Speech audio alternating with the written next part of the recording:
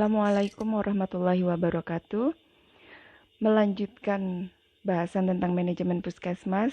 Kali ini saya Dr. Feni Mailestari membahas khusus untuk manajemen di Pokja UKP berdasarkan Permenkes nomor 44 tahun 2016. Video ini saya buat karena teman-teman UKP lebih terlena untuk masuk ke dalam siklus P1, P2, P3 karena lebih sering Pokja UKM yang mengerjakan dan Pokja Admin. Ayo deh teman-teman UKP, kita semangat untuk bisa bergabung dengan manajemen puskesmas. Dan sama, kita mulai dengan perencanaan, di mana perencanaan tingkat puskesmas itu berisi RUK tahun N+1 atau tahun depan dari tahun ini, dan RPK tahun berjalan yaitu tahun ini. Kemudian kita juga membuat rencana kerja tahunan dari jabaran RPK tersebut, di mana rencana kerja tahunan ini mirip dengan matrik. Jadi kalau teman-teman di UKM biasa membuat RPK BOK, di situ juga ada matrik dari BOK yang bisa menjadi rencana kerja tahunan. Kemudian dari tahunan ke rencana kerja bulanan yang kemudian dibuatkan KAK dan jadwal kegiatan. Lanjut ke P2, sama dengan manajemen puskesmas pada umumnya, pelaksanaannya dilaksanakan dan diawasi dalam mini lokakarya bulanan tingkat puskesmas dan lintas sektor. Kemudian teman-teman juga bisa melaksanakan pengawasan kegiatan UKP melalui rapat bulanan, rapat unit kerja yang biasanya dilaksanakan seminggu sebelum pelaksanaan mini lokakarya. Yuk lanjut di P3 penilaian kinerja. Di sini teman UKP juga mengerjakan PKP tahunan ya. Di mana PKP tahunan ini juga dilaksanakannya tribulan atau yang disebut dengan evaluasi kinerja, di mana setiap tribulan itu kita mengukur capaian kinerja UKP, di mana untuk tribulan terakhir atau tribulan keempat di akhir tahun itu otomatis juga menjadi PKP tahunan. Oke teman-teman, udah biasa dengan PKP ya. Sekarang kita berbicara tentang perencanaan. Ini teman-teman yang tidak terbiasa, padahal ini sangat krusial dan penting sekali.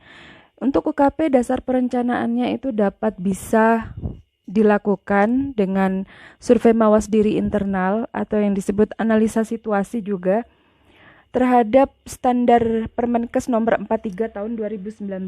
Coba deh teman-teman buka pedoman Permenkes 43 2019. Lampirannya itu sebagian besar halaman itu isinya adalah peralatan klinis untuk UKP. Jadi di unit mulai dari poli umum, UGD, itu ada standar peralatan di mana itu juga masuk ke dalam aplikasi ASPAK.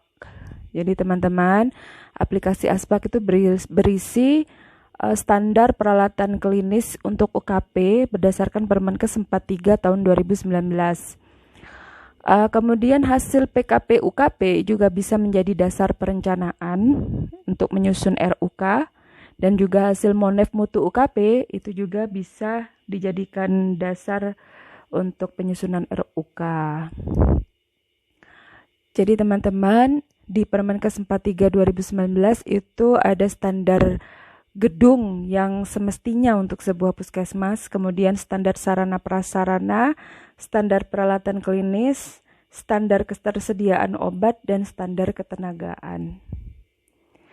Jadi teman-teman untuk menentukan standar ketenagaan di situ ada di halaman sekian di lampiran Permenkes 43. Namun di sini standar ketenagaan tidak hanya berdasarkan Permenkes 43, tapi juga ada hitungan ABK ya, analisis beban kerja, dan teman-teman sendiri bisa mengukur selain dari ABK bisa mengukur kemampuan dari tersedianya ketenaga kerjaan tersebut dengan beban kerja yang dirasakan gitu ya.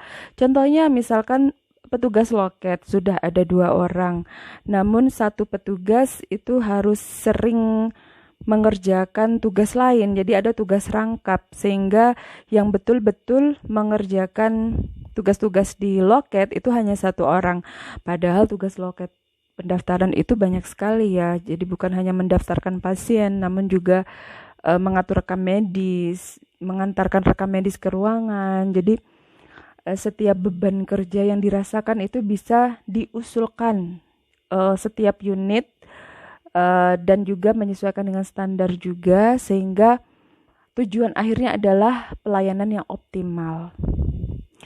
Kemudian berikutnya ketersediaan obat. Jadi ketersediaan obat ini disesuaikan dengan pedoman kefarmasian ya. Di sini juga menyesuaikan formularium nasional untuk pengobatan dasar apa saja. Harapannya bisa memenuhi semua kebutuhan puskesmas. Jadi apa yang kurang yang ada di puskesmas masing-masing kita tuliskan kekurangannya apa gitu. Kemudian peralatan klinis ini saya screenshot salah satu saja dari ruang tindakan dan ruang gawat darurat. Ini halaman berapa saya tidak hafal ya, saya screenshot. Contohnya ini alat kesehatan. Di situ puskesmas non rawat inap dan puskesmas rawat inap di sini ada yang berbeda pastinya. Kemudian teman-teman bisa bikin tabel seperti ini, di samping lagi dibuatkan satu kolom untuk kekurangannya apa, dan untuk standar peralatan ini di Aspak kembali lagi ya, saya sebutkan tentang Aspak. Di situ juga sudah ada daftar berapa persen gitu kekurangan puskesmas. Untuk sampai saat ini daftar peralatan klinis yang belum sesuai standar itu justru lebih besar, sangat besar ya, sekian di atas 50% yang belum terpenuhi itu untuk di puskesmas pedesaan khususnya. Kemudian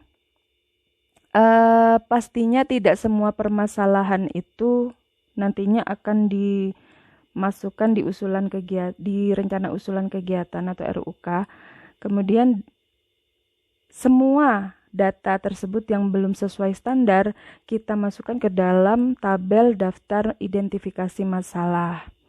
Jadi daftar identifikasi masalah sesuai PMK 43 apa saja yang tidak sesuai. Di sini targetnya berapa, capaiannya berapa, kesenjangannya berapa. Ini adalah daftar identifikasi masalah.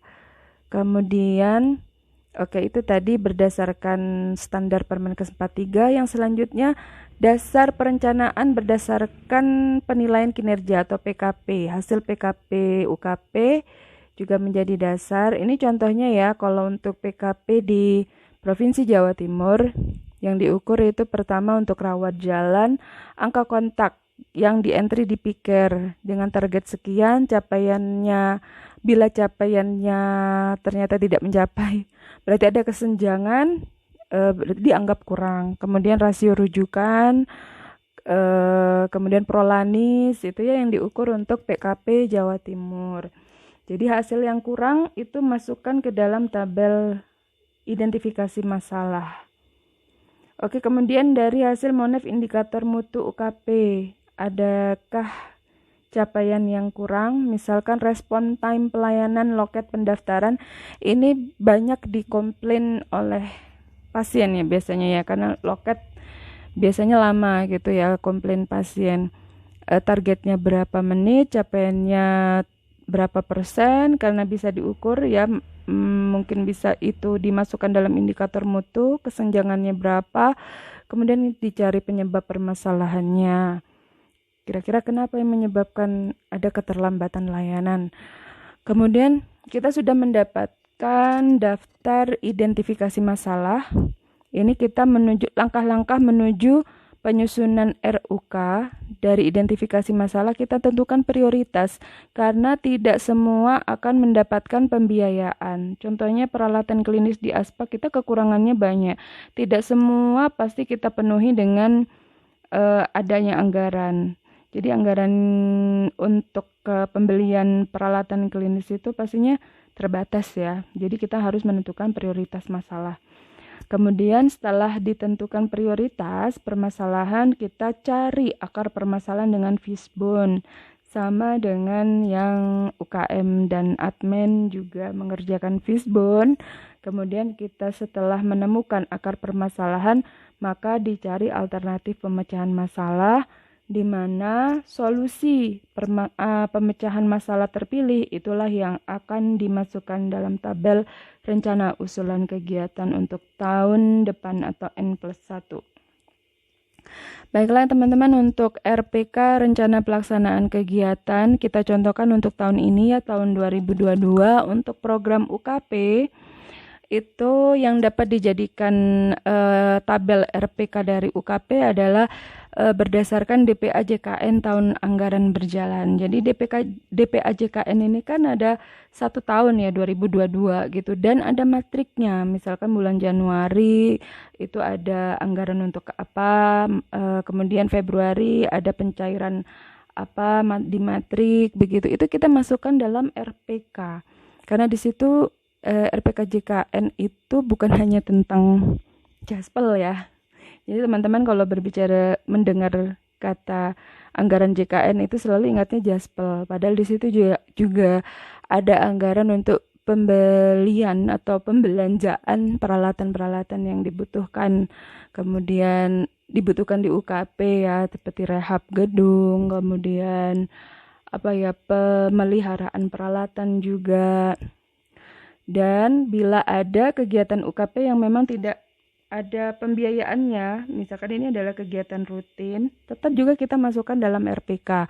Seperti pelayanan rutin tiap unit sehari-harinya, kemudian melaksanakan rapat unit kerja UKP yang biasanya dilaksanakan seminggu sebelum ini lokakarya.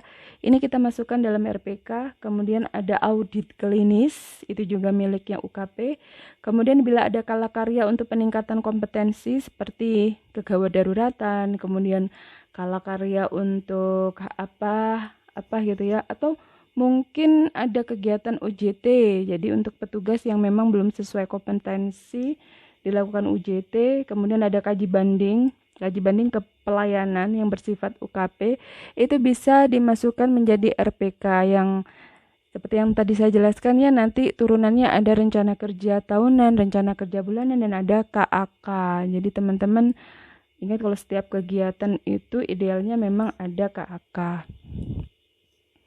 Jadi ini tadi ya, ada RPK dan matriknya, kemudian kita buat rencana kerja tahunan, rencana kerja bulanan, kemudian baru kita buat KAK dan jadwal, dan dari KAK tersebut ada pelaksanaan kegiatan. Baiklah teman-teman, itu tadi untuk manajemen UKP.